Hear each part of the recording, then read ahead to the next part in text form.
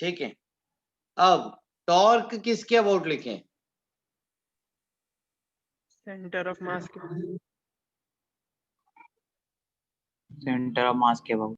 ठीक है, जनरली मेरे को बताओ बच्चों, टॉर्क लिखेंगे किसके about? Contact point, point of contact के अबाउट।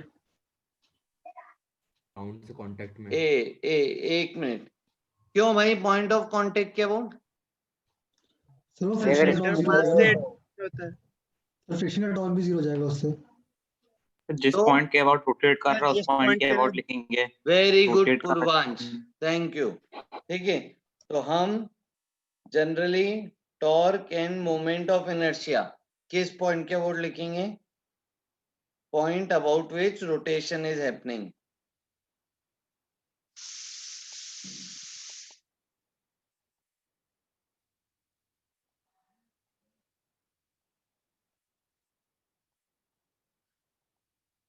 उस पॉइंट के अबाउट लिखेंगे जिस पॉइंट के अबाउट रोटेशन हो रहा है ना।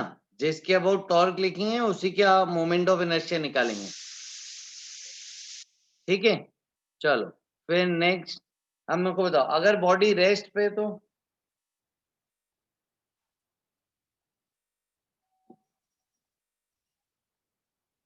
किसी पॉइंट के अबाउट देख सकते। वेरी गुड पूर्वांश, अगर बॉडी रेस्ट पे तो उस पे नेट फोर्स तो जीरो है ही, साथ साथ नेट टॉर्क भी जीरो होगा। अब ये नेट टॉर्क जीरो किस पॉइंट के अबाउट? किसी भी पॉइंट के हाँ, किसी भी पॉइंट के about, about any point, but preferred कौन सा होगा? ठीक है, तो प्रेफर्ड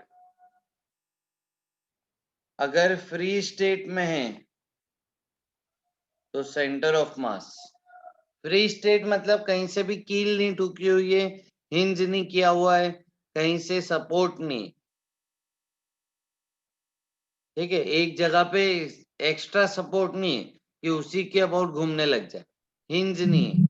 तो जब जैसे मेरे हाथ में पेन है, ये हिंज नहीं है फ्री स्टेट में, तो इसको घुमा रहा हूँ, किसके अबाउट घूमती?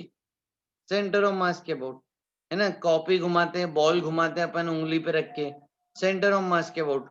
और अगर हिंज दे तो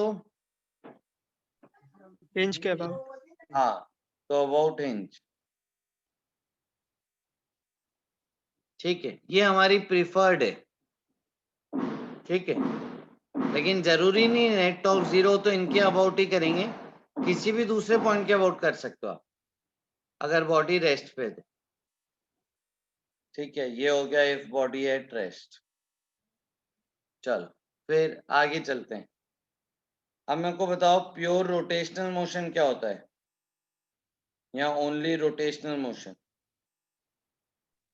सर जब ओमेगा होता है और वी नहीं होता, क्या?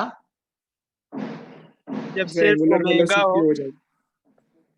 जब acceleration of centre of mass zero. Yes sir. नहीं नहीं, एक्सीलरेशन ऑफ सेंटर ऑफ मास क्यों जीरो? हिंज करा हुआ हो तो? सर जब लीनियर वेलोसिटी नहीं है।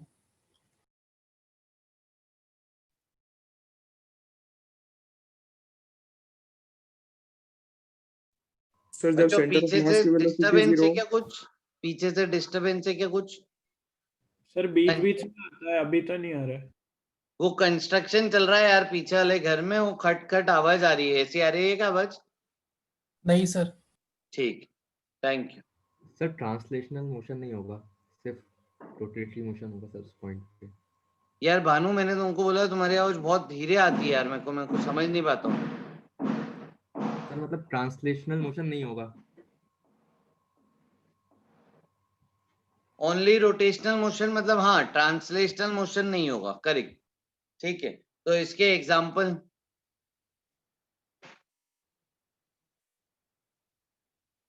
फ्री स्टेट अगर, तो सेंटर ऑफ मास के अबाउट घुमा दो, तब velocity of centre of mass, तब velocity of centre of mass और acceleration of centre of mass zero होगा। जीरो। अगर फ्री स्टेट में सेंटर ऑफ मास के अबाउट घूम रही है तो। लेकिन अगर हिंज्ड है तो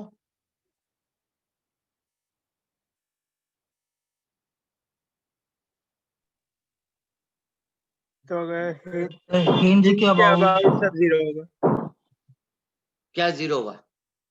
वेलोसिटी और एक्सेलरेशन। हाँ, हिंज जिस पॉइंट पे है उस पॉइंट का वेलोसिटी एक्सेलरेशन जीरो होगा। तब सेंटर ऑफ मास का जीरो नहीं है, तब तो सेंटर ऑफ मास का होगा एक्सेलरेशन।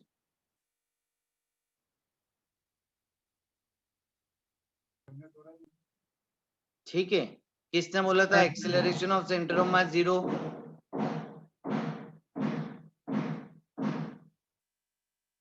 मैंने हाँ, समझ गए पूर्वांश?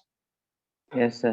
हाँ, फ्री स्टेट में घूमेगी बॉडी सेंटर ऑफ मास के अबाउट, तो तब सेंटर ऑफ मास कहीं जाना है नीचे रेस्ट में।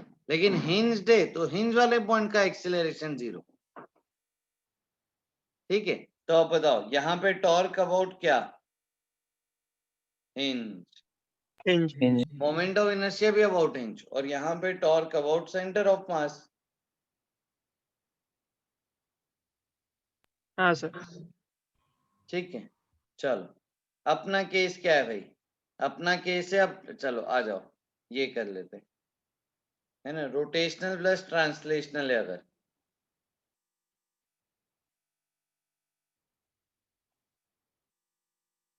ठीक है, तो जैसे कोई बॉडी ले लेते हैं, रिंग है, टायर है, वो चल भी रही है, घूम भी रही है, घूमते घूमते आगे जा रही है रिंग,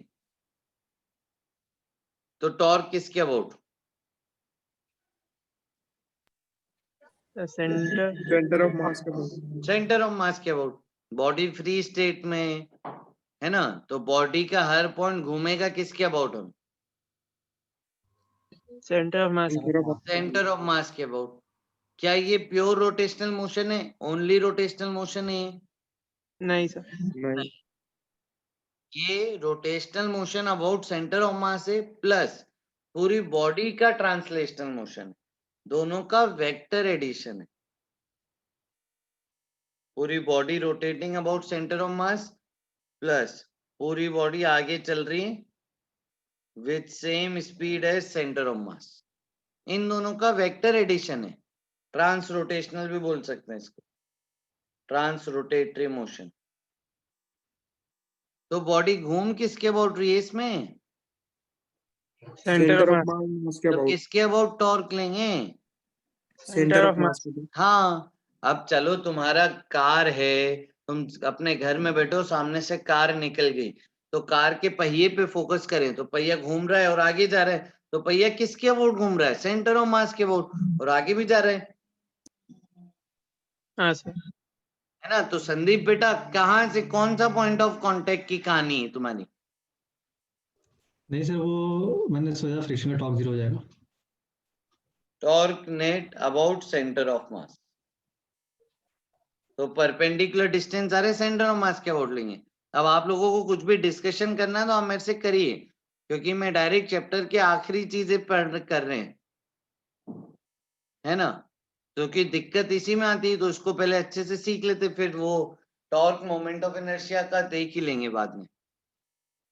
सर यदि बीच सर, में कोई ये ऑब्स्टेकल आ जाता है, हाँ आशिक, सर यदि बीच में कोई ऑब्स्टेकल आ जाता है रोटेशन मोशन के, तो उसके अबाउट लिखेंगे ना फिर टॉर्क और moment of inertia. Very good, बहुत बढ़िया। आ जाओ, चलो अब सवाल क्या है? सवाल है, ये एक पहिया था, वो चल रहा था, और यहाँ पे एक छोटा सा ऐसे हिंज था, छोटा सा, चलो ऑब्स्टेकल है, फिक्स्ड ऑब्स्टेकल है, तो पहिए का क्या होगा बताओ? सर पहिया उसके अबाउट घूमेगा फिर वो पॉइंट पे। हाँ, तो बेसिकली देखो बेटा Harshit, JBC JAC, just before collision, just after collision, सिर्फ इस दौरान ड्यूरिंग कोलिजन तुमको ऐसा लगेगा कि पार्टिकल इस पॉइंट के अबाउट उड़ गया, यानी घूम रहे इस पॉइंट के अबाउट, ये वाले पॉइंट के अबाउट, है ना। पार्टिकल आया, ठीक है, इस पॉइंट के अबाउट, तो एक प्रकार से ये पॉइंट कैसे बिहेव करेगा? हिंज पॉइंट के। हाँ, हिंज पॉइंट की तरह। ठीक है, फिर ये पार्टिकल ऊपर उठ के जैसे जब क्रॉस कर देगा, क्रॉस करने के बाद फिर फिर फिर नॉर्मली सेंटर मास के अबाउट हाँ, फिर वापस सेंटर ऑफ मास के अबाउट हो गया। तो हर्षित जो तुम बोल रहे हो वो सिर्फ इस दौरान है। ठीक है सर। इस दौरान वो ये वाले पॉइंट के अबाउट घूमेगा, तो ये पॉइंट एक प्रकार से हिंज हो गया। ठीक है। ठीक है, अब ऐसे तो देखना पड़ेगा, ऐसे सिचुएशन बना सकते हैं। जैसे देखो मैं तुमको देता हूँ सिचुएशन, ठीक है। आई, ये एक रॉड है, एक पार्टिकल है यहाँ पे ए, एक इंसान है ए, और एक इंसान है बी। ठीक है, ए और बी दो लोग हैं। अब अचानक से बी वैनिश हो गया,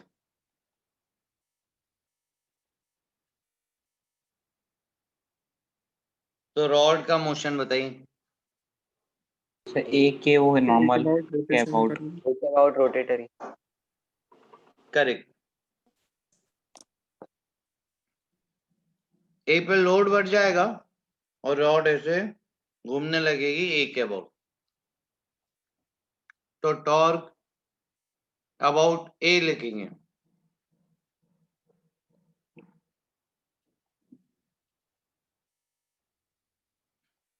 ठीक है, अबाउट ए लिखना मतलब क्या,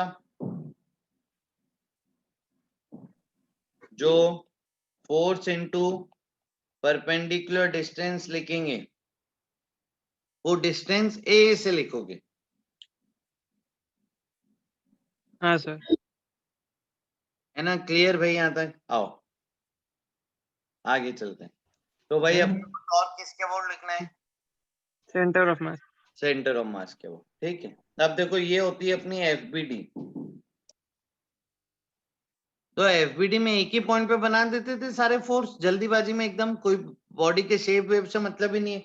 ये बॉडी है, इस पे जो फोर्सेस है नॉर्मल mg f, शेप वेप से कोई मतलब नहीं है। एक ही पॉइंट से बना दो सारे फोर्सेस। ये एक ही पॉइंट कौन सा पॉइंट है? Centre of mass. Net external force equal to mass into किसका एक्सेलरेशन? सेंटर ऑफ मास का एक्सेलरेशन। ये हो गया एफबीडी। अब जब हमको ये इक्वेशन लिखनी है, ठीक है, तो आपको डायग्राम अब पूरा स्पेसिफिकेशन के साथ बनाना पड़ेगा, कंप्लीट डायग्राम बनाना पड़ेगा। जहां पे जो फोर्स जिस तरफ लग रहा है, जैसा लग रहा है, वो पूरा बनाना पड़ेगा।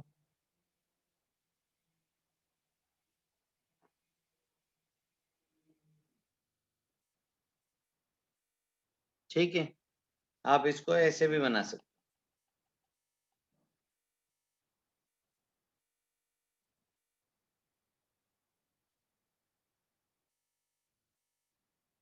ऐसा क्यों, और इस डायग्राम को नाम क्या दें?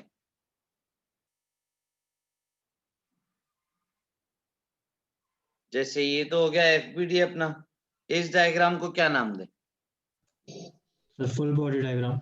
हाँ, फुल बॉडी डायग्राम बोल दो, rotational body diagram, torque body diagram, जो आपकी इच्छा हो। लेकिन इस डायग्राम में आपको फुल बॉडी बनानी है, सारे फोर्सेस दिखाने, लेबलिंग के साथ दिखाने कि भाई सेंटर से कितना डिस्टेंस, जैसे यहाँ पे रेडियस है आर, ठीक है, तो ये डिस्टेंस है आर। ओरिएंटेशन दिखाना है, जिस पॉइंट पे लग रहा है वो पॉइंट्स दिखाने। Full body diagram with proper labeling. ठीक है, फिर नेट टॉर्क अबाउट सेंटर, तो force into perpendicular distance centre से R equal to moment of inertia of ring about centre mr square into alpha. तो एक आर कट गया, तो f upon m आ गई आर अल्फा की वैल्यू।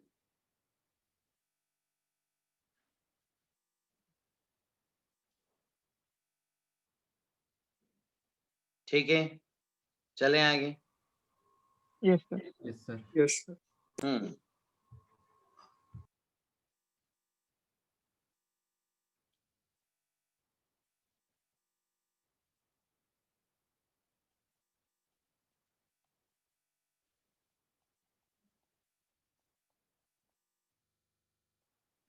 देखें, a com R alpha same आ रहे क्या इसमें रिंग में? हाँ सर। हाँ, सेम। तो प्योर रोलिंग हो रही है, तो रिंग में प्योर रोलिंग हो रही है। अब मेरे को बताओ डिस्क में क्या आए थे?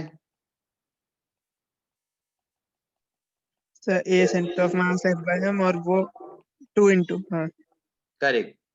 तो a com not equal to R alpha, तो प्योर रोलिंग नहीं हो रही है, स्लिपिंग हो रही है। होलो स्फीयर में 5/2 नहीं, सॉलिड स्फीयर का बता रहे हो तुम? 3/2 हाँ, 3/2 a com not equal to R alpha hollow, proper pure rolling नहीं हो रही है इसमें।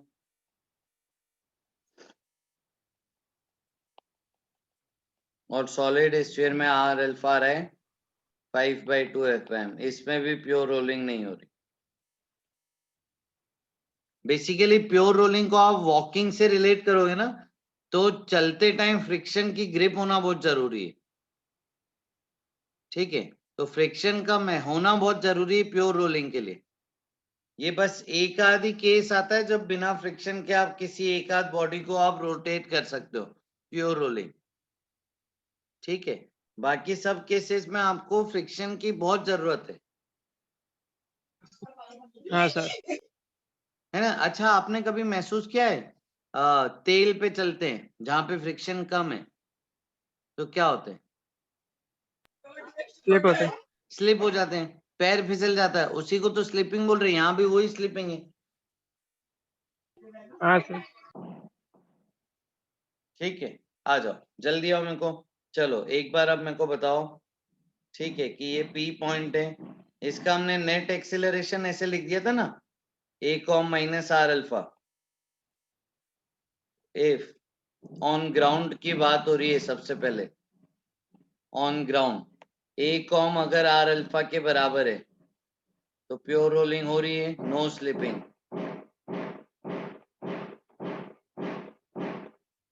दूसरा, if a com R alpha से बड़ा है तब क्या होगा बताओ? सर बैकवर्ड स्लिपिंग गलत, फॉरवर्ड होगी ना। इम्प्योर रोलिंग है, स्लिपिंग हो रही है, और नेट एक्सीलरेशन किधर है P का भी? आगे की तरफ। आगे आगे तो फॉरवर्ड स्लिपिंग हुई ना। सर नीचे वाला तेज चल रहा है ना ज्यादा आगे हाँ, तो पीछे घूमेगा, पीछे घूमेगा मतलब? वो कह रहा है मतलब नीचे वाला पॉइंट ज्यादा तेज चल रहा है ना, हाँ, तो फिर नीचे नीचे वाला ज्यादा तेज चलेगा, ऊपर वाला धीरे चलेगा, तो ये पीछे की तरफ घूम रहा है। पीछे की तरफ घूम रहा है मतलब क्या? मतलब बैकवर्ड जिधर चल रहा है उसके अपोजिट स्लिप कर रहा है। नहीं नहीं, पीछे की तरफ तुम्हारा कहना क्या पड़ रहा है? तुम किसके रिस्पेक्ट में बात कर रहे हो? ग्राउंड का हाँ, ग्राउंड के रिस्पेक्ट में A B C, A B C कहाँ जा रहे हैं? बी आगे जा रहा है, ए पीछे और सी कहाँ से ए पीछे? ए कहाँ से अच्छा पीछे? ये हाँ अल्फा से ठीक घूम रहा है, ये ए से आगे जा रहा है, तो इसका हाँ हाँ एक्सेलरेशन ए ठीक आगे है, और आर अल्फा भी तो आगे हाँ ठीक समझ गया। है। हाँ फॉरवर्ड स्लिपिंग पूरी बॉडी तो आगे जा रही है। हाँ सर नहीं अरे वो अब वो मैंने तुम किसी एक के रिस्पेक्ट में बोलो, दूसरा पीछे जा रहा है तो वो तो उसके रिस्पेक्ट में थोड़ी देख रहे, ग्राउंड के रिस्पेक्ट में देख रहे हैं ना भाई। नहीं वो मैंने ए और बी की वेलोसिटी गलत देख ली। हाँ, चलो, तो ये हो गई फॉरवर्ड स्लिपिंग। फ्रिक्शन का लगेगा इसमें? पीछे हाँ, पीछे फ्रिक्शन पीछे, ठीक है। कौन सा friction, kinetic static? Kinetic. Kinetic kinetic. Work done by friction क्या होगा इसमें on body? Positive, negative, zero? Negative negative negative. क्या इसमें कंजर्वेशन ऑफ मैकेनिकल एनर्जी कर पाओगे? नहीं। नहीं, कंजर्वेशन ऑफ मैकेनिकल एनर्जी नहीं कर पाएंगे। जल्दी लिखिए सारे पॉइंट। फ्रिक्शन पीछे, काइनेटिक लगेगा वो, है ना, और वर्क ऑन बॉडी नेगेटिव। क्या अर्षित?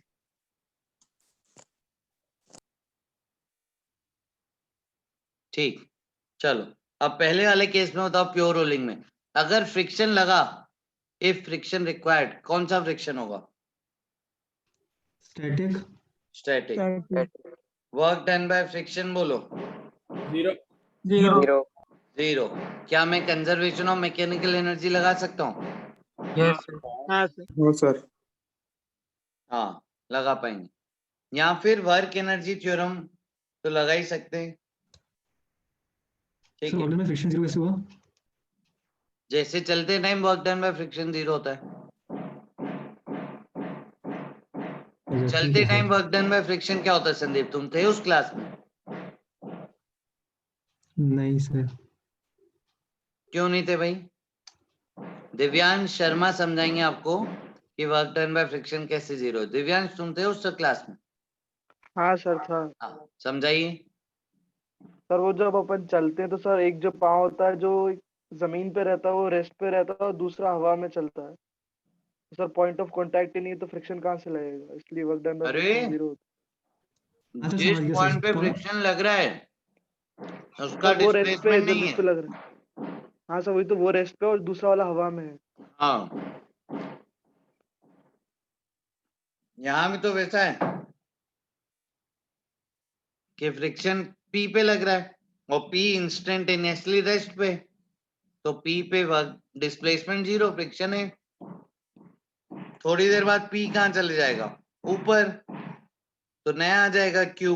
तो पी ऊपर उठ गया, पी पे फ्रिक्शन का है, फ्रिक्शन जिस पे लग रहा है वो रेस्ट पे हमेशा, है ना? तो कंजर्वेशन ऑफ मैकेनिकल एनर्जी लगा सकते हैं if only conservative forces acting.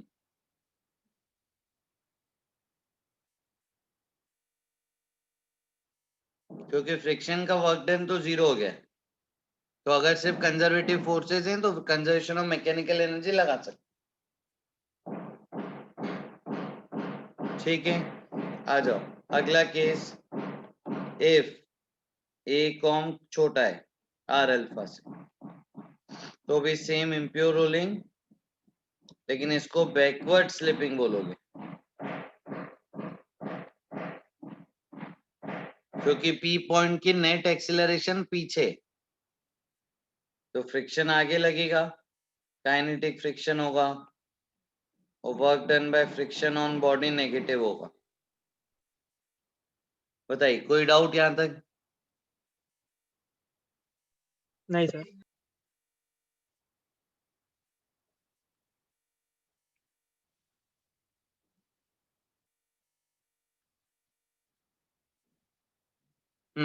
चलो। सर ये जो एकॉम लिखा है अपन ने वो नेट है ना, मतलब F by M minus mu g. हाँ, ठीक है सर। ठीक है, आ जाओ अब नेक्स्ट।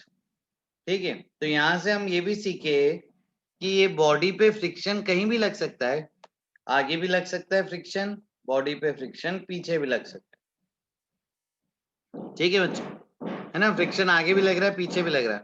तो कई बार आपसे पूछेंगे फ्रिक्शन का डायरेक्शन बताओ किधर, तो आपकी अप्रोच क्या रहेगी? सिर्फ ये पूछा है कि फ्रिक्शन का डायरेक्शन बताओ किधर। जैसे केस दे देता हूं, ये डेस्क है, यहाँ पे F फोर्स है, find the direction of friction. तो आप क्या से करोगे? रफ जमीन। सर पहले एक्सेलरेशन निकाल लेंगे उससे एफबीडी से, और फिर अल्फा निकाल लेंगे टॉर्क बैलेंस करके। तो sir A minus R alpha, मतलब ए और अल्फा की वैल्यू चल जाएगी, कौन सी बड़ी कौन सी छोटी है। करेक्ट। हाँ। मतलब तुमने क्या माना? तुमने माना फर्स्ट कंसिडर फ्रिक्शन है ही नहीं।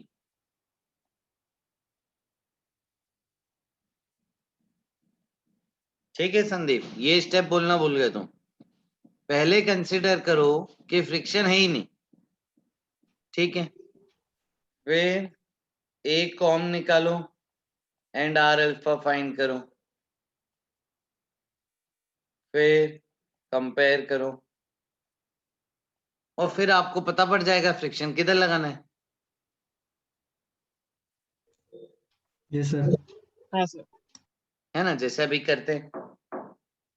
तो हमारा ए कॉम, मान लिया फ्रिक्शन नहीं है अभी, ये सिर्फ फ्रिक्शन का डायरेक्शन निकालने तक की बात है, ठीक है, अभी फ्रिक्शन का डायरेक्शन निकालने तक की बात है, ये सवाल सॉल्व नहीं हो गया पूरा, सिर्फ फ्रिक्शन का डायरेक्शन निकालने की स्टेप है ये, और कुछ स्टेप नहीं है, सिर्फ फ्रिक्शन का डायरेक्शन निकालेंगे इन तीनों के बाद, ठीक है, आंसर नहीं निकाल रहे इससे। ए कॉम आ रहा है F by M, R alpha है 2f/m, बताओ कौन ज्यादा है। R alpha. तो पॉइंट पी की किधर स्लिपिंग है, पीछे की तरफ। पीछे की तरफ। बैकवर्ड स्लिपिंग ऑफ पी, तो फ्रिक्शन एक्टिंग आगे की तरफ। राइट, आगे की तरफ। तो इस पे आपको कंफर्म हो गया कि फ्रिक्शन आगे लग रहा है। सर तो अब सवाल सॉल्व करना शुरू होंगे। हाँ बोलो तेजस। अब मैं ACOM की वैल्यू F प्लस FR/M लिखूंगा ना। हाँ, अब सवाल सॉल्व करना शुरू करेंगे। अब अभी तक तो बस फ्रिक्शन का डायरेक्शन एनालाइज किया है, ठीक है सर। है ना। अब सवाल सॉल्व करेंगे तो अब नए सिरे से सॉल्व करेंगे।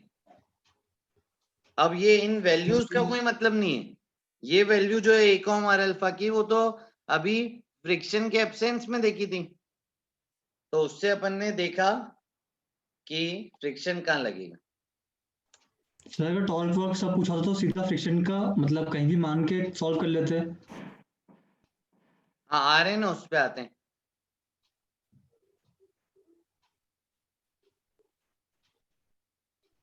ठीक है चलो आगे चल रहे हैं। तो करो यार यही सवाल, है ना। डिस्क है, सिंपल, ऊपर से लग रहा है एफ फोर्स, सफिशिएंट फ्रिक्शन है,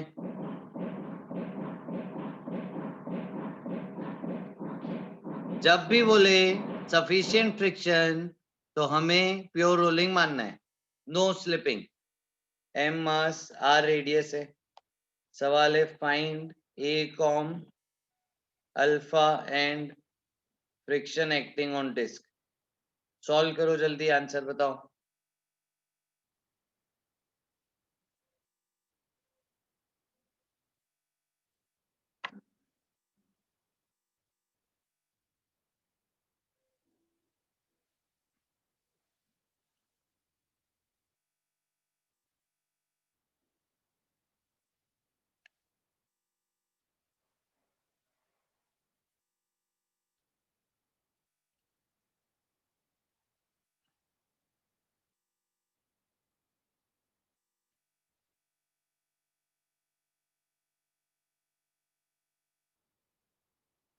sir a centre of mass mu g by a 3। ए सवाल में हाँ? म्यू कहाँ दिया है? जो सवाल में दिया ही नहीं अच्छा। तुम उसके टर्म में कैसे आंसर बता रहे हो? और स्टैटिक फ्रिक्शन है, स्टैटिक फ्रिक्शन म्यू mg क्यों लगेगा? स्टैटिक फ्रिक्शन की वैल्यू तो कुछ भी हो सकती है। हाँ सर। 0 से लेके म्यू एस एन के बीच में कुछ भी हो सकती है।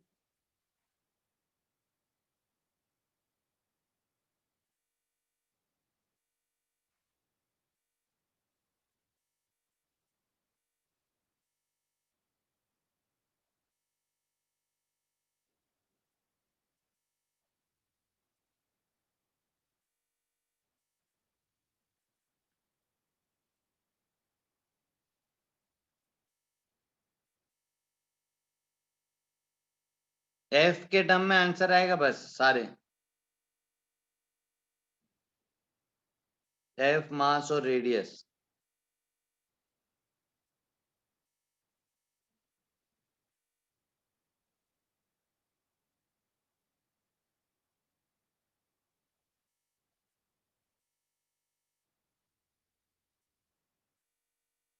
तो एक्सलेशन आया 4m/3।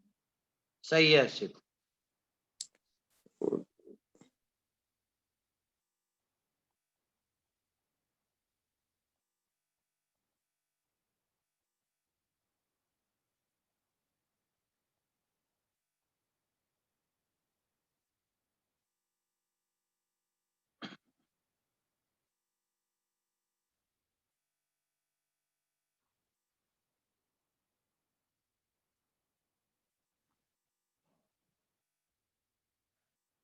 F/3 आया फ्रिक्शन।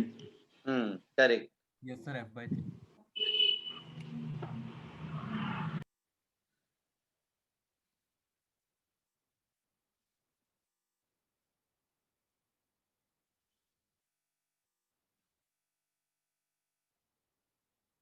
चलो करें, इतना टाइम क्यों लगा दिया तुम लोगों ने?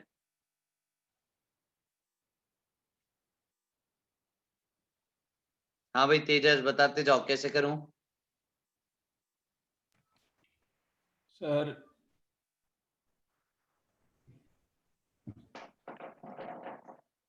सबसे पहले फ्रिक्शन का डायरेक्शन ढूंढेंगे।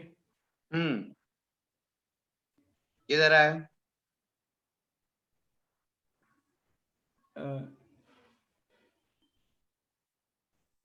आ गया है। फिर एक मिनट, आगे कैसे आया? यही तो किया था ऊपर।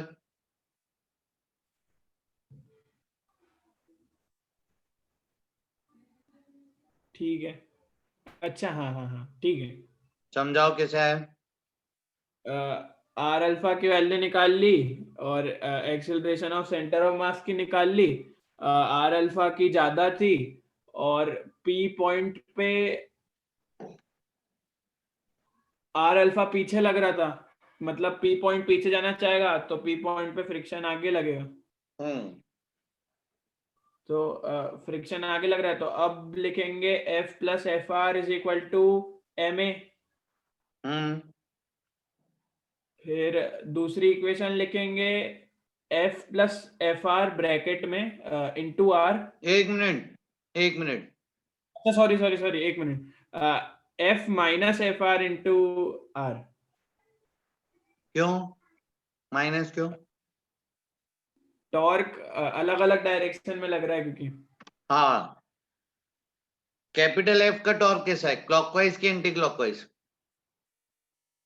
सर मतलब माइनस के में लग रहा है। हाँ मतलब ऐसे घुमा रहा है ना क्लॉकवाइज, हाँ है ना, तो उसका टॉर्क ऐसे माइनस के कैप में। हाँ फ्रिक्शन का प्लस के कैप में। ये एंटी क्लॉकवाइज। तो फ्रिक्शन का टॉर्क माइनस फोर्स का टॉर्क लिखूं कि फोर्स का टॉर्क माइनस फ्रिक्शन का टॉर्क लिखूं?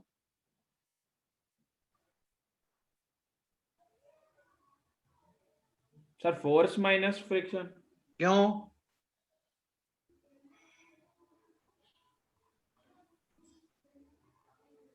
कोई भी बता सकता है आप में से। क्योंकि वो क्लॉकवाइज ही घूम रहा है। फोर्स का मैग्नीट्यूड फ्रिक्शन से ज्यादा है तो उसके कारण जो अल्फा है वो माइनस के कैप में। बहुत बढ़िया तेजस, यही कारण है। देखो ये F, एक काम कर, ये 50, ये 30, ये एक्सिलरेशन। चलो net force equal to ma की इक्वेशन लिखो। 20 इक्वल्स में 50 माइनस 30 लिखा ना, 50 माइनस 30 क्यों लिखा? क्योंकि 50 बड़ा है। बस, तो ये जो हमारी इक्वेशन होती है ये मैग्नीट्यूड वाइज इक्वेशन होती है, हाँ सर। है ना। इसमें बड़े में से छोटा माइनस करते हैं हमेशा, बड़े फोर्स में से छोटा फोर्स माइनस करते हैं, या फिर बोलो net force in direction of acceleration.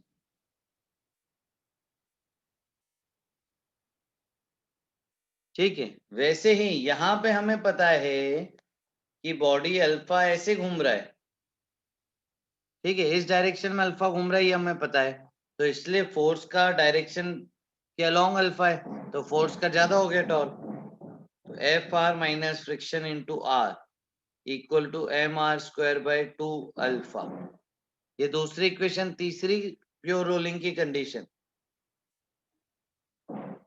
इन तीनों को सॉल्व कीजिए, आपको यही आंसर मिलेंगे।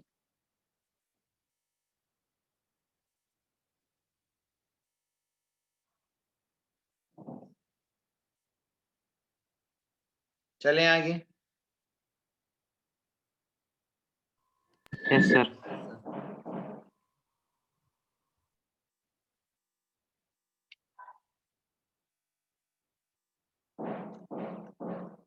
सॉल्व करना आ गया, मैं सिखाऊं?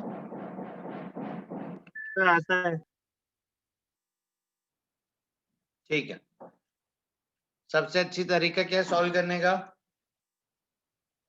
सर अल्फा की वैल्यू उधर डाल दो। हाँ, आर कट गया, बचा एम आर अल्फा बाई 2 और आर अल्फा को ये लिख दो,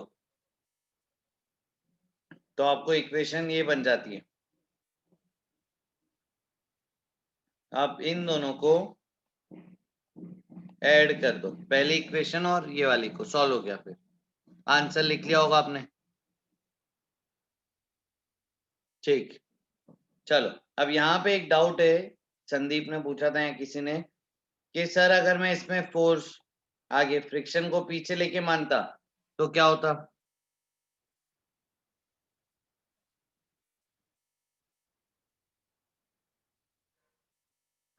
सर क्या होता है मतलब सॉल्विंग में क्या आंसर आता, क्या होता? सर फ्रिक्शन नेगेटिव आएगा। वैल्यू नेगेटिव आ जाती।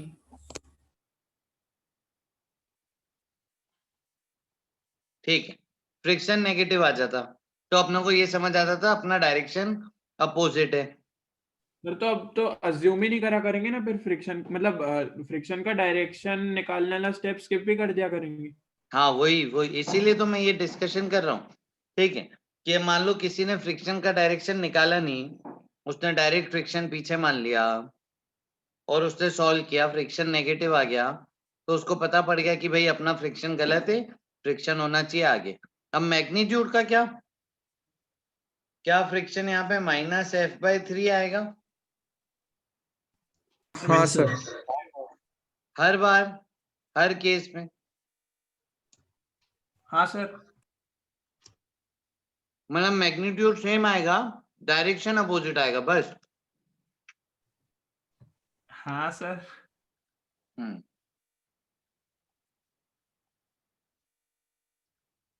नहीं, मैक्सिमम केस में तो ऐसा ही होगा कि जो फ्रिक्शन आया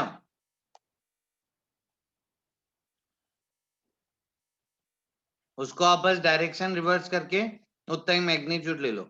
मैक्सिमम केसेस में ऐसा होगा, लेकिन किसी किसी केस में हो सकता है फिर से सॉल्व करना पड़े। किसी किसी केस में हो सकता है फिर से सवाल सॉल्व करना पड़े और ये वाली वैल्यू ना लें अपन।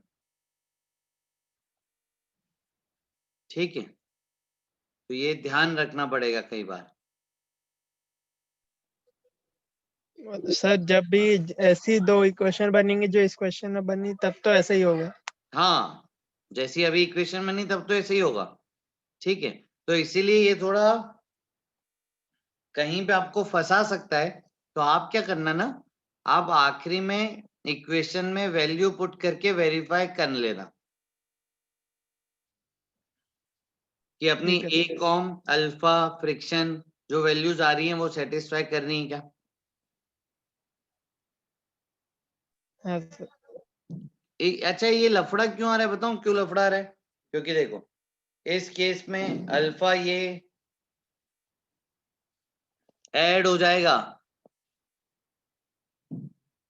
है ना, दोनों का टॉर्क ऐड हो रहा है इस डायग्राम के हिसाब से। ठीक हाँ है, सर। इस डायग्राम के हिसाब से दोनों का टॉर्क सब्ट्रैक्ट हो रहा है। ठीक है, तो कई बार क्या होता है फ्रिक्शन के डायरेक्शन चेंज होने से हो सकता है सवाल फिर से ही सॉल्व करना पड़ जाए नया, तो थोड़ा सा हमने को केयरफुल रहना है। ठीक है, चलो अब नेक्स्ट स्टार्ट कर रहे हैं, रोलिंग ऑन इंक्लाइंड प्लेन। चलो एंगल थीटा, इस पे बताइए। मान लीजिए कोई बॉडी है, इसका एफबीटी बनाइए, इसकी इक्वेशन लिखिए और सोचिए इस पे फ्रिक्शन किधर लगना चाहिए। सफिशिएंट रफ बोला है।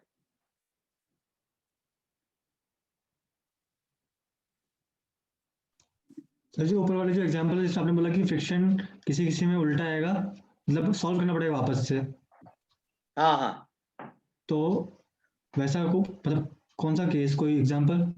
वो देखेंगे अभी सवाल करते करते टाइम, अभी शुरू कर रहे हैं बस। सर ये क्या है, डिस्क है? हाँ डिस्क ले लेते, चलो डिस्क ले लेते। एम मास आर रेडियस की डिस्क ले लो।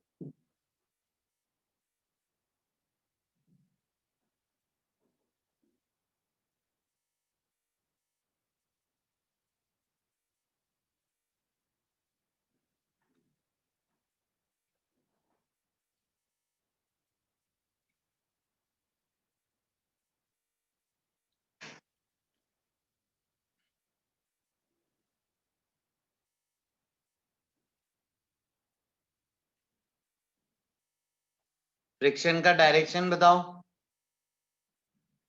पीछे की तरफ। सर पीछे। सही है, लिखो इक्वेशन, सॉल्व करो, एक्सीलरेशन बताओ।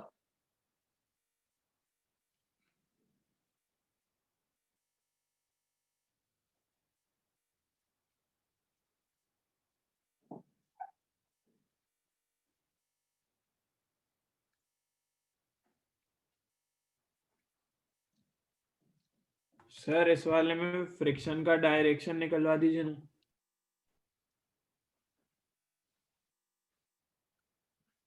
वेरी गुड तेजस, माइक चालू करो। हाँ सर।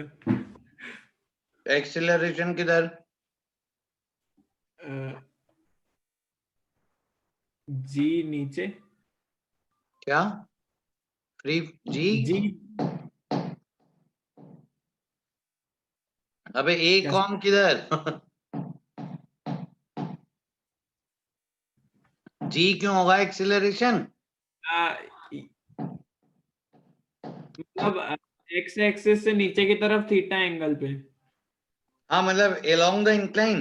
हाँ हाँ हाँ ये ए कॉम हो गया। हाँ हाँ हाँ। चलो आर अल्फा किधर होना चाहिए? पी पे, पीछे। पीछे। मतलब ए सी1 के, हाँ। आर अल्फा पीछे होना चाहिए। हाँ। चलो एक बात बताओ, एम जी साइन थीटा,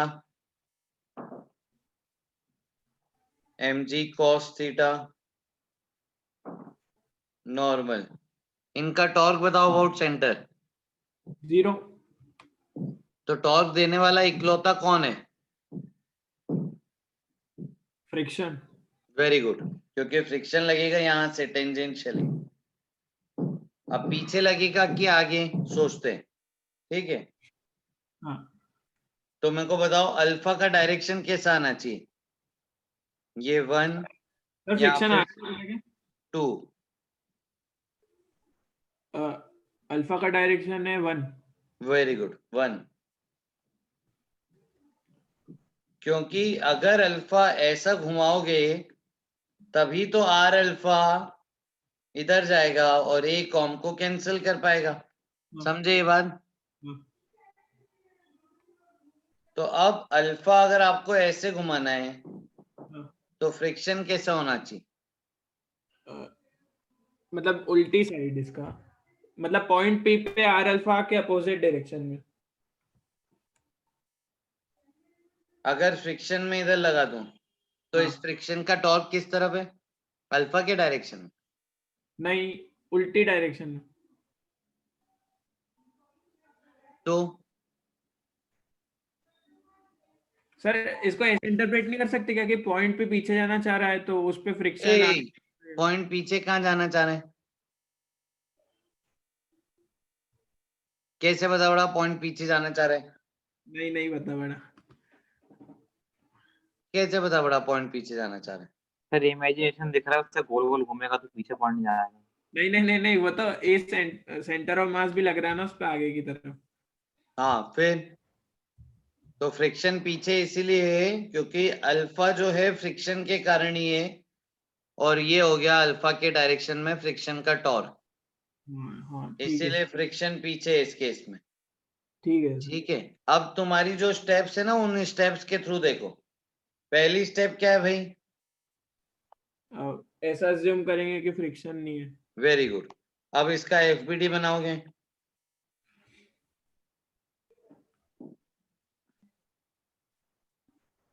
हाँ, तो बताओ ए ए सी कॉम कितना आ रहा है? Sine theta. G sine. Alpha कितना आ रहा है? R alpha.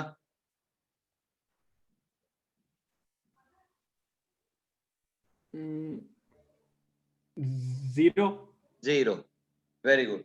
तो अब पी पॉइंट की बात कीजिए। पी पॉइंट पे ए कॉम है और आर अल्फा है, तो पी पॉइंट पे नेट एक्सीलरेशन किधर आ रहा है बिना फ्रिक्शन माने? ACOM की तरफ हाँ, तो फ्रिक्शन किधर? पीछे। फिर ठीक है। ठीक है, ऐसे हमने डायरेक्शन देखा।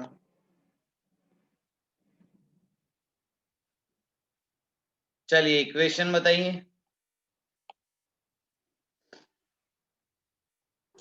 Sir mg sin theta minus friction is equals to ma। हाँ,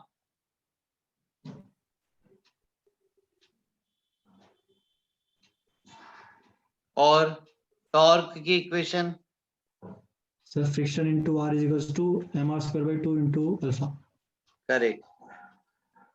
इक्वेशन बनाने में किसी को कोई दिक्कत आ रही है तो पूछो।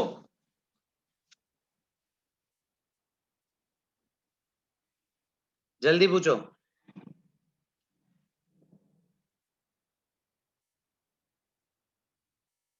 नहीं आ रही है तो लिख दिया करो चैट में, यस सर सब आ रहा है।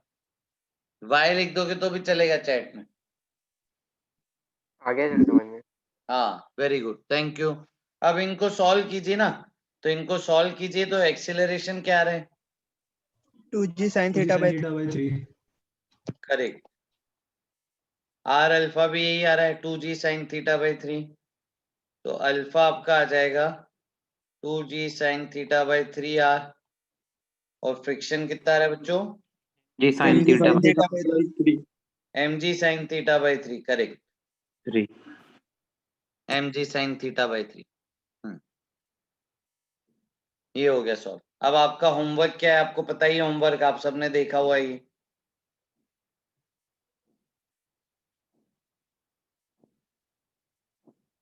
होमवर्क क्या है? ए कॉम का फॉर्मूला जनरली निकालना है, जनरल बॉडी के लिए।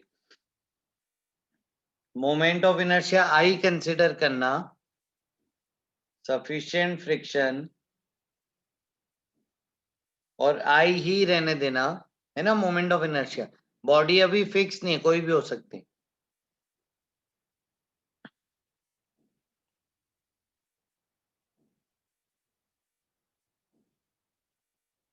और ये फॉर्मूला प्रूव करना है। कर लोगे घर पे कि अभी करें? कर ले। सर कर ले। ठीक है, लिख लो ये आपको प्रूव करना है।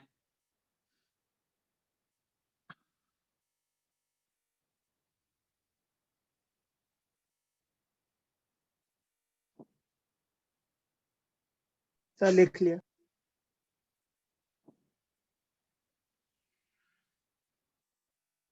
वेरी गुड, चलो आगे चल रहे हैं।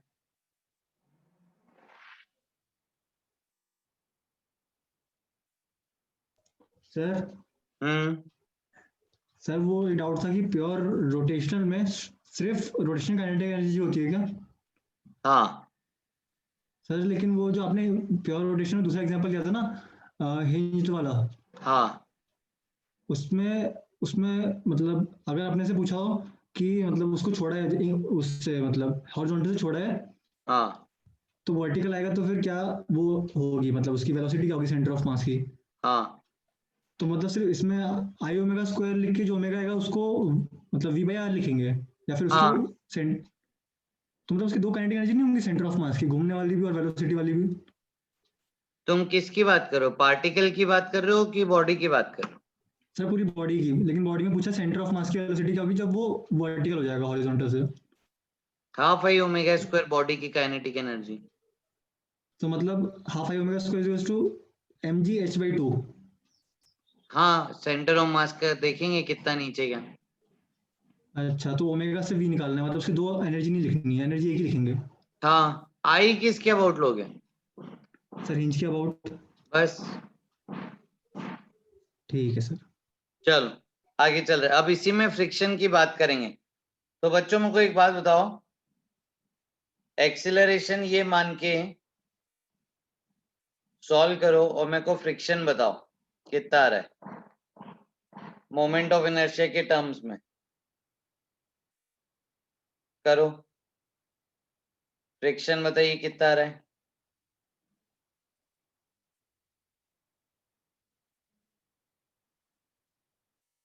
आप टॉर्क वाली इक्वेशन से करो, फ्रिक्शन जल्दी आ जाएगा। सर इसमें इंटू आई अपॉन एम आर स्क्वायर कर देते हैं ई में, तो वो है फ्रिक्शन। पूरा बताओ ना अच्छे से। G sine theta into bracket में I upon M R square plus I. हाँ, फ्रिक्शन आ रहा है M R square g sine theta upon M R square plus I. देखो यही आ रहा है क्या? सर ये तो एक्सेलरेशन है ना।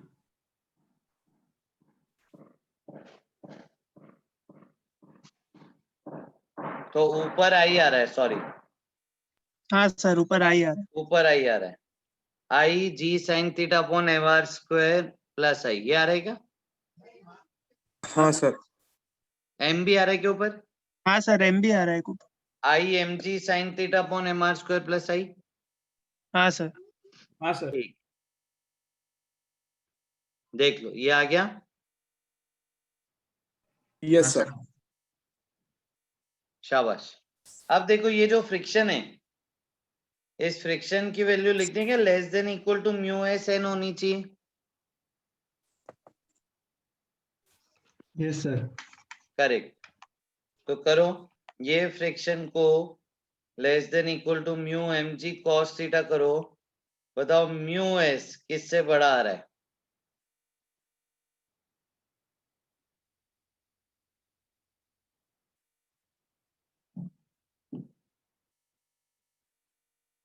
Sir I tan theta upon M R square plus I. Correct.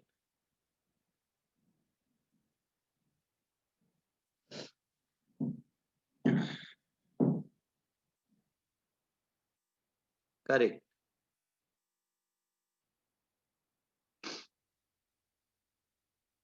I common ले लूं अगर मैं न्यूमरेटर से और डिनोमिनेटर से, तो मैं इसको ऐसे लिख सकता हूं क्या?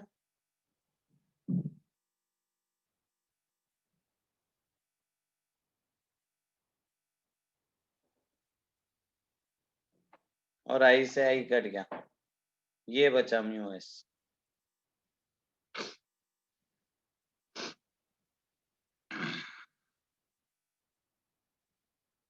आ गया ये? Yes sir. सर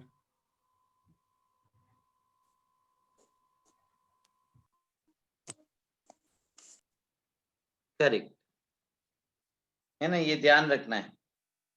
तो अभी हमको क्या मिला? अभी हमको मिला कि अगर इंक्लाइन प्लेन पे प्योर रोलिंग हो रही है तो एक्सीलरेशन आ रहा है G sine theta upon 1 plus I upon M R square, और म्यू एस आ रहा है greater than equal to tan theta upon 1 plus M R square upon I. देखो यहाँ पे ये रेसिप्रोकल है ना, तो बच्चे कई बार कंफ्यूज करते हैं, तो आपको अच्छे से एकदम ध्यान रखना है। एक्सीलरेशन में याद रख लो और म्यू एस में रेसिप्रोकल होता है, ध्यान रखना है। चलो आगे चलते। अच्छा, आपने कई बार बोला सर, हमने कहा पे देखा भी कई बार, सफिशिएंट फ्रिक्शन। प्योर रोलिंग कराने के लिए कम से कम इतना फ्रिक्शन तो जरूरी है। sufficient friction, friction is enough, इसका मतलब क्या है?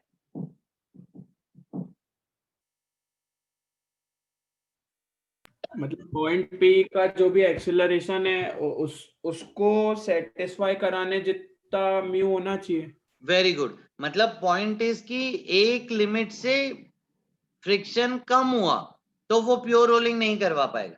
यहाँ पे प्योर रोलिंग करवा कौन रहा है? Friction.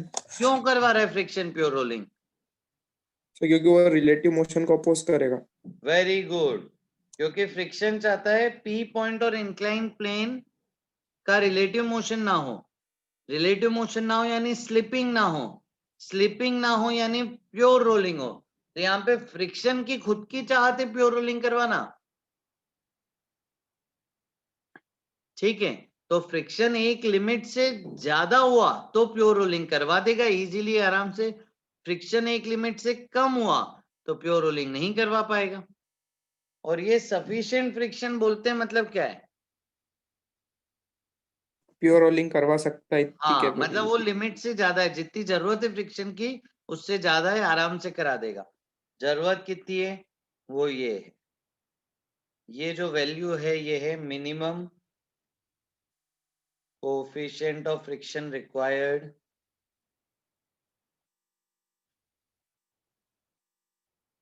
For pure rolling in this case. ठीक है, याद रखना एकदम।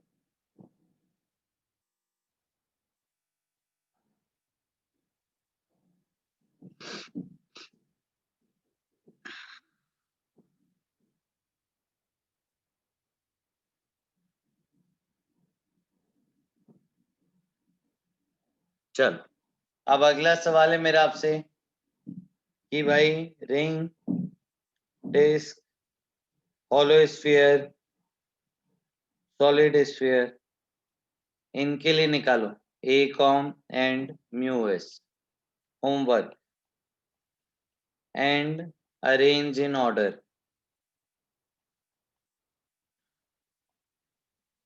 तो इसमें वैल्यू रख देते हैं। हाँ, बस वैल्यू रखते जाना, आता जाएगा। अभी करना है, अभी कर लो। चलो, ए कॉम का तो निकालो, म्यू घर से करना। ए कॉम का निकालो आंसर और उसको अरेंज करो ऑर्डर में।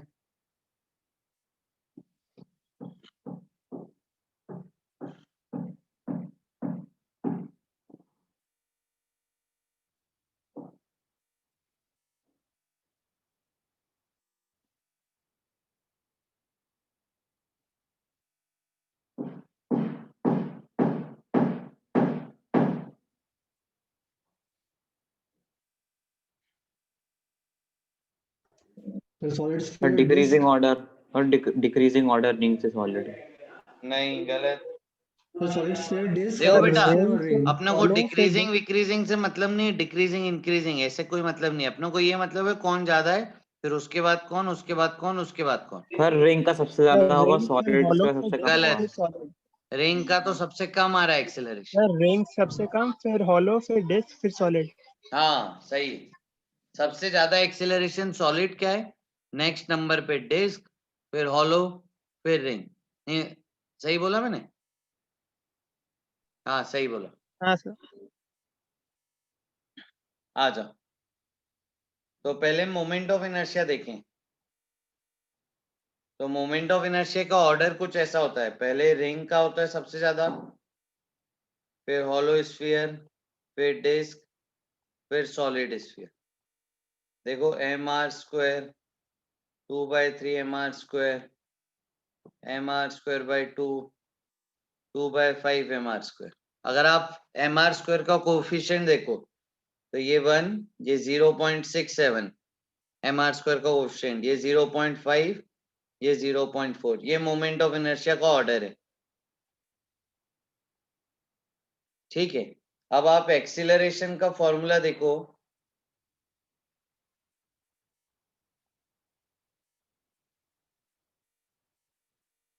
तो मोमेंट ऑफ इनर्शिया का आप वैल्यूज रखोगे तो आप देखो एक्सीलरेशन इनवर्सली है ना आई से रिलेटेड। जिसका आई ज्यादा है उसका ए कम है।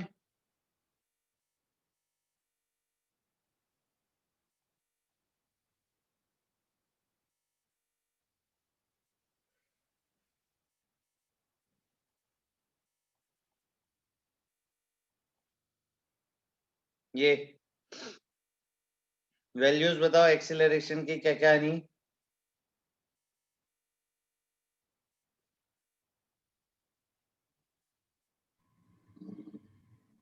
To G sine theta by 3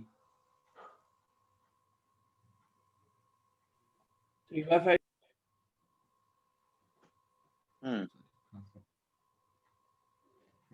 2g sine theta by 3 hmm 5g sine theta by 7 correct. आप देखो सबसे ज्यादा सॉलिड कार है, हाँ सर।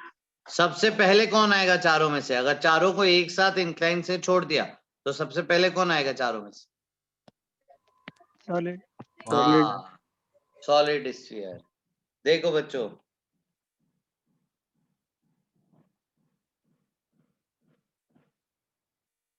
ये एक इंक्लाइन प्लेन है, यहाँ पे दो सिलेंडर छोड़ देता हूं ऊपर से। ये पहला सिलेंडर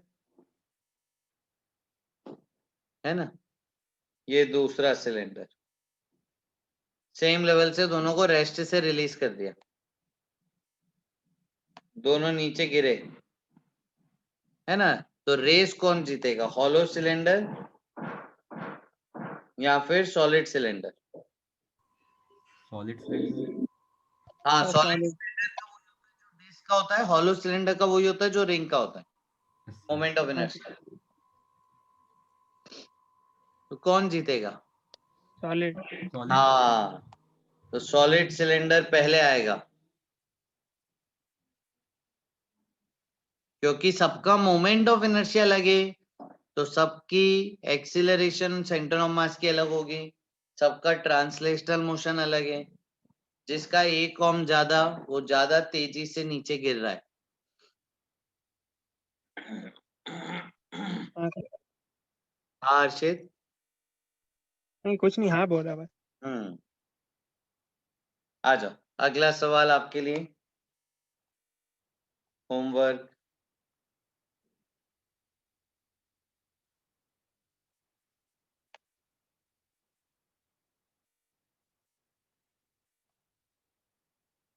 ये डिस्टेंस दिया है s, इंक्लाइन का, सफिशिएंट फ्रिक्शन है, ठीक है। m मास r रेडियस का सॉलिड स्फीयर है, ठीक है। आपको क्या बताना है? आपको बताना है फाइंड a कॉम पहला, दूसरा अल्फा, तीसरा speed, v and omega both of sphere when reaches bottom of incline, है ना। ये v कौन सी, v कॉम पूछना चाह रहा हूं मैं, ये v कॉम है। और चौथा find time when it will reach bottom of plane, ठीक है। होमवर्क है, एक्सेलरेशन का फॉर्मूला तो आ ही गया, बाकी सब आ जाएगा। फ्रिक्शन भी बता दो चलो, fifth part, friction on sphere.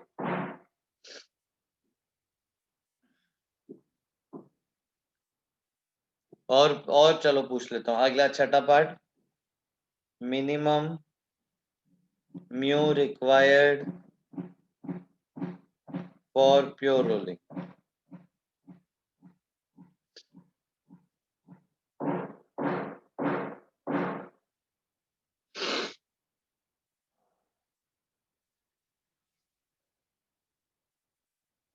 छह पार्ट है सवाल।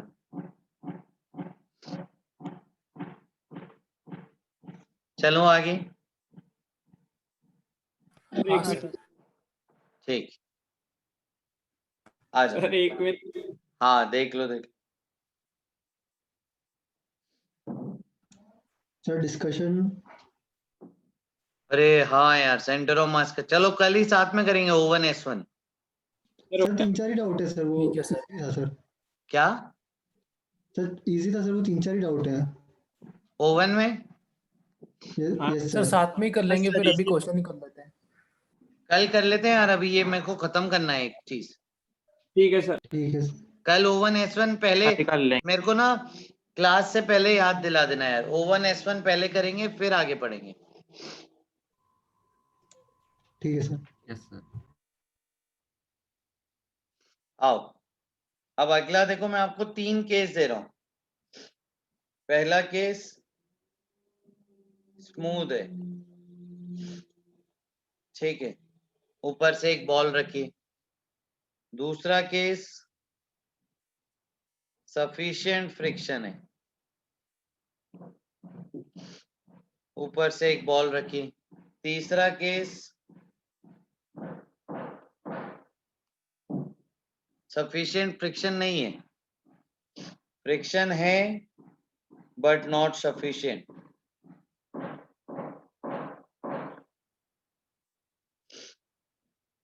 ठीक है, मेरे को बताओ पहले केस में एक्सीलरेशन क्या होगा और मोशन कैसा होगा? सर जी साइन थीटा सर। सर जी साइन थीटा। और मोशन कैसा होगा? स्लाइडिंग, मतलब सर पूरा ट्रांसलेशनल। स्लिप हो जाएगा। Only translational. ओनली ट्रांसलेशनल, वो बॉडी बस ऐसे घिसती जाएगी, वो बॉडी घूमेगी नहीं क्योंकि कोई टॉर्क नहीं आ रहा है आप देखोगे तो बताओ चारों में से कौन रेस जीतेगा? सर चारों बराबर पे आएंगे। स्मूथ। चारों बराबर आएंगे, चारों सेम टाइम पे आएंगे। एक्सीलरेशन जी साइन थीटा है, only translational motion, no rotational motion. Sufficient friction में acceleration G sine theta upon 1 plus I upon mr²। Rotational भी होगा, ट्रांसलेशनल भी होगा, प्योर रोलिंग हो रही है, ए कॉम है ये, ए कॉम आर अल्फा के बराबर है।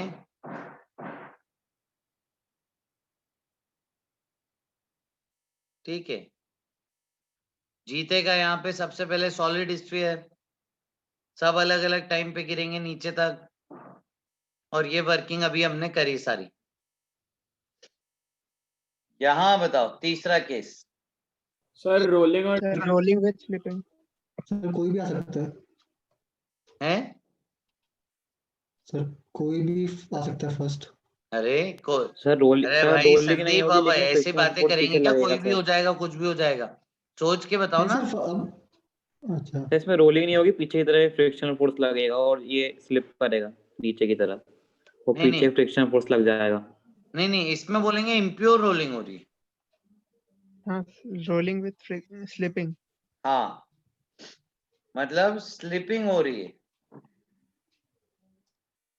क्योंकि फ्रिक्शन इतना तो है नहीं कि भाई प्योर रोलिंग कर पाए। फ्रिक्शन टॉर्क दे देगा उसको, देखो फ्रिक्शन पीछे है तो फ्रिक्शन टॉर्क जरूर दे रहा है। देखो हाँ एक सर। एक्सीलरेशन आ रहा है, एंगुलर एक्सीलरेशन, तो फ्रिक्शन के कारण टॉर्क है, फ्रिक्शन घुमा रहा है उसको, लेकिन फ्रिक्शन इतना नहीं घुमा पा रहा है कि प्योर रोलिंग करवा दे। अब फ्रिक्शन कौन सा लग रहा है? काइनेटिक। हाँ, काइनेटिक। काइनेटिक। तो वर्क डन बाय फ्रिक्शन आएगा negative, conservation of mechanical energy नहीं लगा पाएंगे। और एक बहुत खास बात है ना बच्चों, काइनेटिक फ्रिक्शन की वैल्यू फिक्स होती है। हाँ सर। कितनी? Mu mg cos theta. हाँ, म्यू के लिख देता हूं, ठीक है। तो ए कॉम तो डायरेक्ट आ गया भाई, सबसे धीरे है भाई।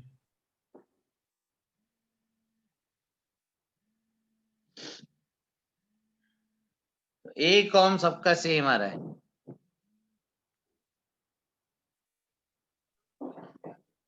हाँ करता हूँ, थैंक यू। हाँ हाँ हाँ, थैंक यू थैंक यू। बताओ। सर हाँ अपन ये तीन केस में सेम ऑब्जेक्ट को कंपेयर कर रहे थे या अलग अलग केस में अलग अलग ऑब्जेक्ट को? मतलब जैसे तीसरे केस में कुछ भी आप कर लो तेजस, कुछ भी कर लो, जैसी तुम्हारी इच्छा ऐसे कर लो। मैंने तो बस इतना बोला कि अगर पहले केस में चारों को इकट्ठा ऊपर से छोड़ दें, है ना, रिलीज कर दे पहले केस में चारों को इकट्ठा, तो चारों साथ में आएंगे नीचे। हाँ दूसरे केस में चारों को अलग इकट्ठा रिलीज कर दिया, तो सबसे पहले कौन आ रहा है? वो सॉलिड स्फीयर। हाँ, उसका एक्सेलरेशन सबसे ज्यादा है, सब अलग अलग टाइम पे आ रहे हैं और सब प्योर हाँ। रोलिंग करके आ रहे हैं। वर्क डन बाय फ्रिक्शन 0 है, स्टैटिक फ्रिक्शन है, म्यू मिनिमम सब निकाल लिया इसका। अब ये इम्प्योर रोलिंग, इम्प्योर रोलिंग में चारों के लिए एक्सेलरेशन कॉम का सेम आ रहा है, देखो। हाँ करेक्ट। सर रोलिंग हो रही है तो फिर अपन ने कैसे लिख दिया सीधे? नहीं, रोलिंग तो हो रही है ना, हाँ लेकिन प्योर रोलिंग नहीं ना, a com equal to R alpha नहीं है इसमें। हाँ sir, equal to R alpha नहीं होगा, लेकिन कुछ तो अल्फा होगा। हाँ, अल्फा तो निकाला कहाँ है अभी अपन ने अल्फा? हाँ तो वो भी तो ए कॉम में एक बार जुड़ेगा। ए कॉम में क्यों जुड़ेगा अल्फा? ए कॉम में क्यों जुड़ेगा alpha? Net force equal to M A करते हैं बस ए कॉम के लिए।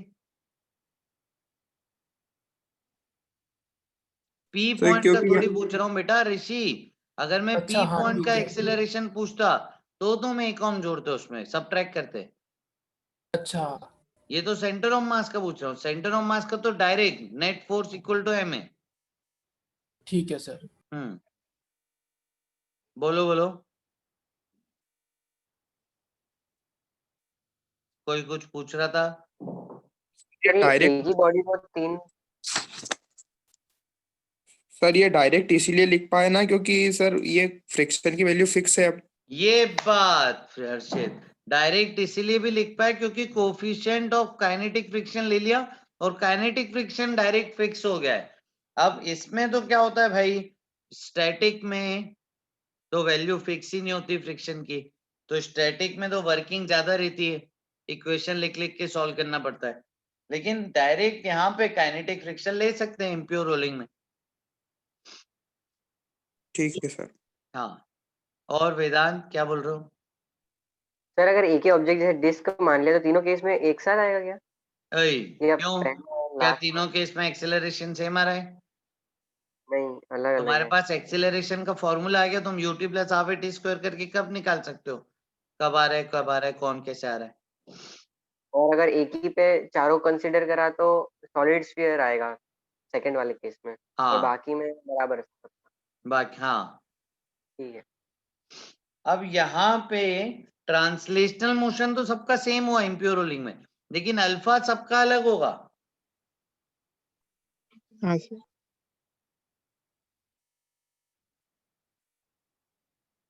तो अगर मैं आपसे सवाल पूछूं, अल्फा सबका अलग है, अगर मैं बच्चों आपसे सवाल पूछूं कि नंबर ऑफ रिवॉल्यूशंस कवर्ड या completed till time when body reaches bottom, ये कैसे करोगे? सर फ्रिक्शन का मतलब जिसका मोमेंट ऑफ इनर्शिया ज्यादा होगा उसके नंबर ऑफ राउंड्स कम होंगे। सही। देखो, फ्रिक्शन का टॉर्क लिखेंगे, उससे अल्फा आ जाएगा, तो जिसका मोमेंट ऑफ इनर्शिया ज्यादा होगा उसका अल्फा कम आएगा। ठीक है, तो अल्फा कम तो उसके नंबर ऑफ रिवॉल्यूशंस कम। अब निकालोगे कैसे कितने रिवॉल्यूशन? तो सर रोटेशन फ्रिक्शन का टॉर्क सेम रहेगा। टॉर्क सेम है लेकिन आई अल्फा है ना, तो अल्फा अलग है ना बेटा। हाँ तो आई तो सबका पता ही होगा, तो अल्फा निकल जाएगा। हाँ, अल्फा निकल गया। फिर ये सर नंबर ऑफ टाइम उससे निकाल रिवॉल्यूशन कैसे? लेंगे। पहले आपको टाइम निकालना पड़ेगा ऊपर से नीचे कितना टाइम लगाने में, हाँ यस सर। फिर वो टाइम निकाल के ट्रांसलेशनल मोशन से वो टाइम निकाल के आप ऐसे करोगे, theta equal to omega initial T plus half alpha T square, हर एक का अल्फा निकाल के यहाँ रखोगे, तब जाके थीटा आएगा। वो थीटा रेडियन में आएगा, उसको रिवॉल्यूशन में कन्वर्ट करोगे। हाँ सर। हाँ सर। तो लिख देना ये कि ऊपर से नीचे आने का टाइम निकालेंगे, फिर वो टाइम यहाँ पे रख के थीटा निकालेंगे। ऐसे होगी वर्किंग पूरी। फिर उसके बाद एस अपॉन आर थीटा करेंगे ना, मतलब एस वो ले लेंगे पूरी डिस्टेंस ऊपर से नीचे तक की। क्या करेंगे उसके बाद, क्या बोल रहे हो? मतलब नंबर ऑफ रिवॉल्यूशन निकाल, 1 मिनट, नहीं गलत बोल रहा हूँ, ठीक है। अरे एंगल तुम्हारे रेडियन में आएगा ना बेटा, एंगल आ गया 5000 रेडियन, तो उसको तुम लिखोगे ना 5000 अपॉन 2 पाई रिवॉल्यूशन। हाँ सर, ठीक है, ठीक है। हाँ सर सर अगर वो प्योर रोलिंग होता और नंबर ऑफ राउंड्स पूछा होता तो अपन ये हाइपोटेन्यूज का distance divided by 2 pi R कर देते ना। हाँ ऐसा कर सकते थे सर।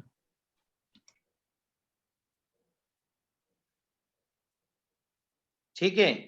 तो ये रोलिंग में ना समस्या ये होती है कि बच्चों के अजम्पशंस बहुत होते हैं, इसीलिए गलतियां करते हैं। तो आपके मन में जो अजम्पशन है आप मेरे से पूछ के डिस्कस करके क्लियर करो उसको। ठीक है, तो हमने ये 3 केस किए है ना। तो अभी आज सेंटर ऑफ मास कोशिश करना है पूरी खत्म करने की, कल से मैं रोटेशनल का होमवर्क देना चालू करूंगा। ठीक है ठीक सर। है, अभी के लिए इतना ही, फिर दोस्तों कल मिलते हैं नेक्स्ट क्लास में। Thank you. Thank you sir. Thank you sir. Okay bye Yes, sir. Bye. Sir एक डाउट था सर। Thank you bye.